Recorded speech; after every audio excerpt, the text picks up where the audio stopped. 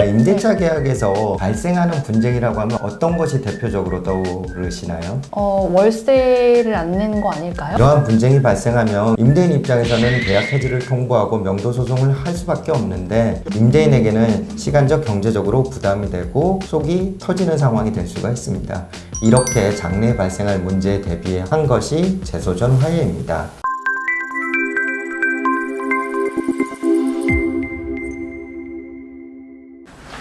안녕하세요. MPATV 강다영입니다.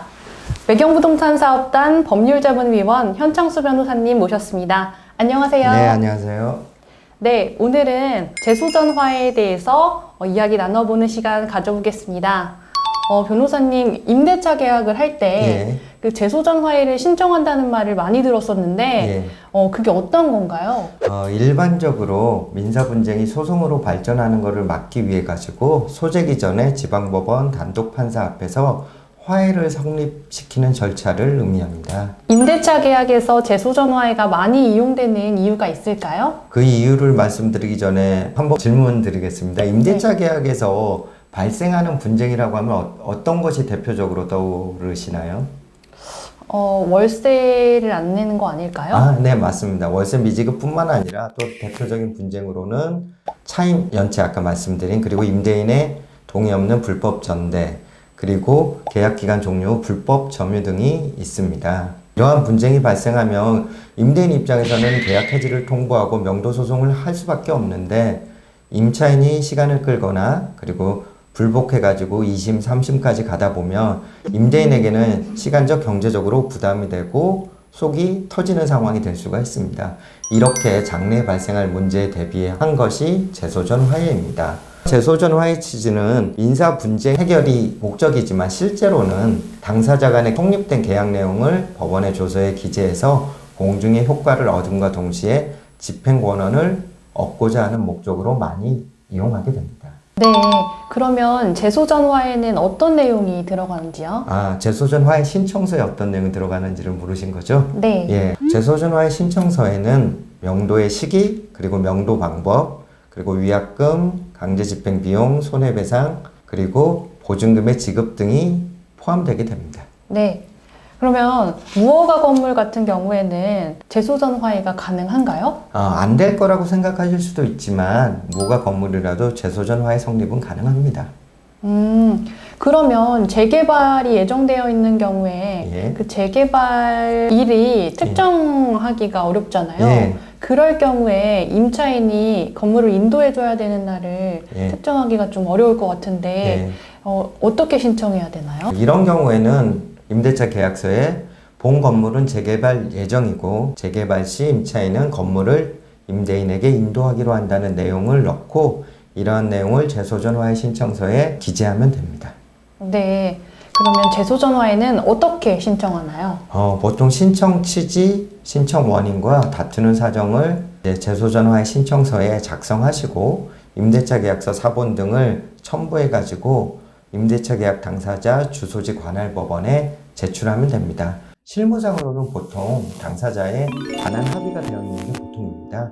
이렇게 신청서를 법원에 제출하고 나면 그 화해 기일이 한 3개월 정도 이후에 잡히게 되는데 이때 계약 당사자들이 출석해가지고 그 법정에서 화해가 성립하면 재소전 화해 조서가 작성됩니다.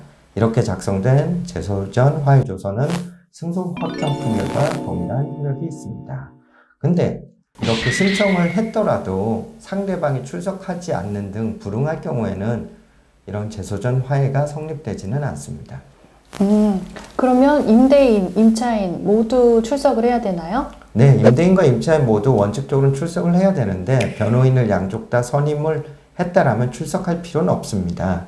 다만 통상 임차인의 의사를 정확히 확인하기 위해서 법원은 임차인의 의사를 확인하기 위한 공증을 요구하기도 합니다.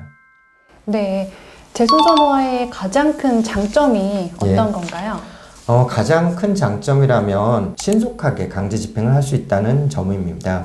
임대인의 입장에서는 화해 조항에 반하는 행위를 한 임차인에 대해서 임대차 계약을 해지하고 집행문을 발급받아 가지고 빠르게 강제 집행을 해서 부동산을 인도받을 수 있다는 장점이 있게 됩니다.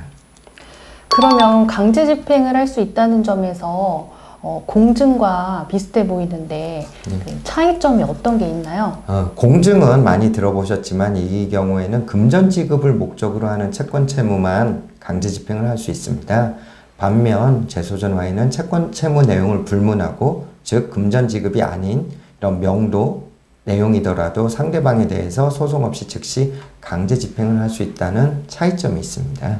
네, 그럼 혹시 또 주의해야 될 점 있을까요? 예, 그 간단해 보이지만 주의해야 될 점은, 임대인과 임차인이 임대차 계약을 체결한 후에 재소전 화해를 신청하는 경우 대부분 재소전 화해 조항은 임대인이 원하는 내용 위주로 작성이 되다 보니 강행 규정에 반하는 내용이 포함될 수가 있습니다. 그렇기 때문에 재소전 화해 기일에 법원은 이런 강행 규정에 반하는 내용을 수정할 것을 권고하고, 이에 동의하지 않는다라면 화해 성립을 기각하는 경우가 있습니다.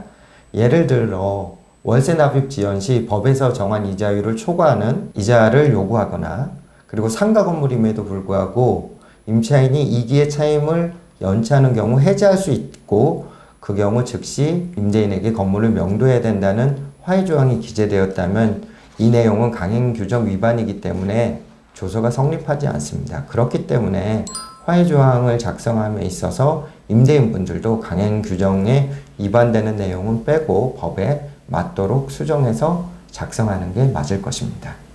네, 이렇게 오늘은 재소전 화해에 대해서 간단한 내용 알아봤습니다. 감사합니다. 감사합니다.